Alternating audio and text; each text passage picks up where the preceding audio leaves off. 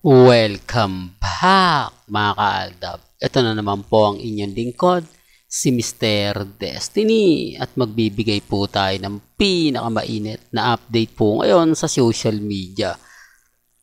Ito pong article ang lumabas mga kaaldab kay makamakailan lang na nagsasabi nga po mga kaaldab na nagkaroon nga po raw ng closure sila Mengay at si ano ba yan, Mr. Destiny?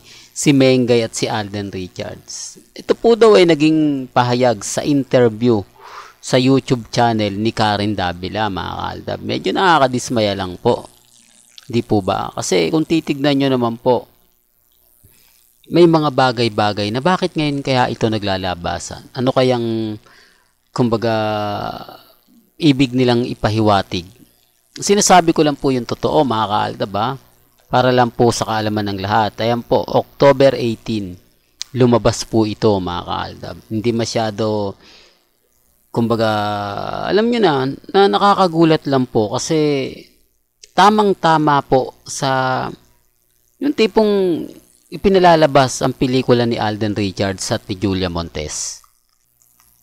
Parang kumbaga planado na nga po talaga. Di po ba? Hindi ko alam mga kaaldab ba, bakit po ginagawa to ng ABS-CBN? Siguro dahil takot po sila.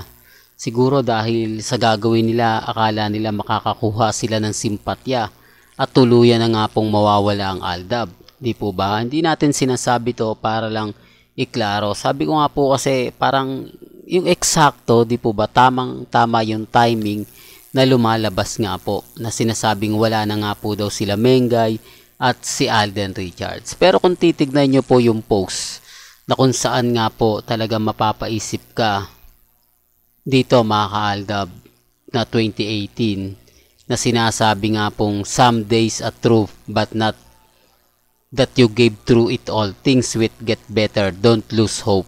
Di po ba? Keep calm, pray, everything will be okay. Dito mga kaaldab, ramdam mo na parang may mali. Di po ba? Parang ito na po ba yung simula na kinakatakutan nila Mengay at ni Alden? Sabi nga po ni Alden mas maganda ipagdasal na lang lahat, di po ba?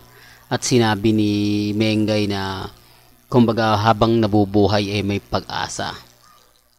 Mga simbolo ng mapapaisip ka, di po ba? Pero gaya na sinabi ko, wala pong pilitan dito naman po sa channel ni Mr. Destiny, talagang dumarating po yung point na mapapaisip din po kayo.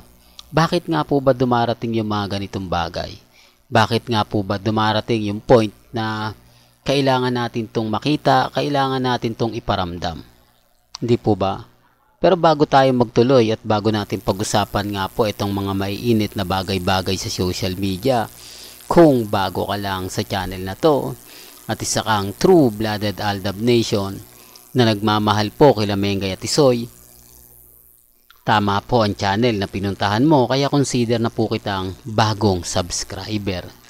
Di po ba? Remind ko lang po sa mga dumadaan at bumibisita po sa channel natin. Alam niyo naman po dito sa channel ni Mr. Destiny, lahat ng mga gusto niyo pong malaman, lahat ng mga gusto niyo pong mapakinggan, mapanood, pupunta lang naman po kayo dito sa channel ni Mr. Destiny. 101% updated na po kayo. Dahil mainit na mainit hanggang ngayon ang 5 breakups and a romance na sinisigundahan naman po ni Yumaong Francis M. Macaldab dahil sa anak reveal. Hindi ko sukat akalaing mga kaaldab na mababasa natin to, pag-uusapan ito, di po ba? May kanya-kanya tayong opinion, may kanya-kanya po tayong pananaw. Sabay na sabay po ito sa post mga kaaldab ni Mengay sa kanyang Instagram. Para talagang may mali kung titignan at susuriin po ninyo. Gaya nga po ng pinapaliwanag ko, Aldab lang po talaga yung malakas. Hindi ko alam, malay nyo bukas sa Makalawa magkaroon ng announcement. Di po ba? Na ganito ganyan, etc. etc. Sabi nga ni Mengay, toxic daw po ang karamihan sa Instagram. Remind ko lang po sa inyo lahat po ng mga Instagram ng mga bigating artista kumikita po sa reels po na ginagawa nila. Maliban lang po kay Maine Mendoza. Real talk yan, totoo to mga kaaldab sa mga nakakaalam na Yan. Sa top 10 po na pinakamaraming followers na kumikita nga po, wala po ron si Mengay. Sinasabi ko lang po ito para klaro. Mga kaaldab, alam nyo naman po sa channel ni Mr. Destiny, 101% sure na sure po tayo. Di po ba? At balikan ko lang po yung mga issue na kumakalat po kay Alden Richards at kay Barbie Fortesa. Gusto lang po kasing bumango pangalan ni Barbie. Although sabihin na natin mabango na siya.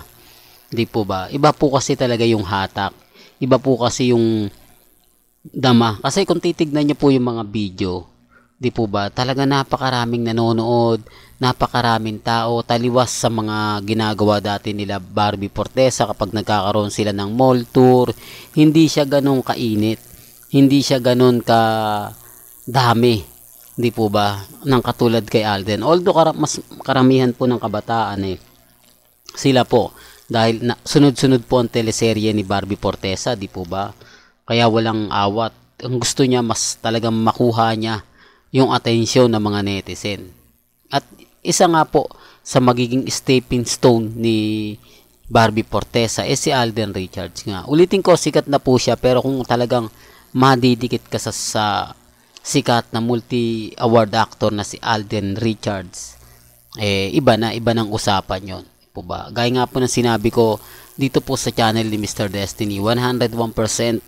Hindi po ba? Pasensya na po kayo kung lagi kong sinasabi yan. Ang dami kasing mga komento na paninira po kay Alden, kay Mengay, at ang Aldab Nation.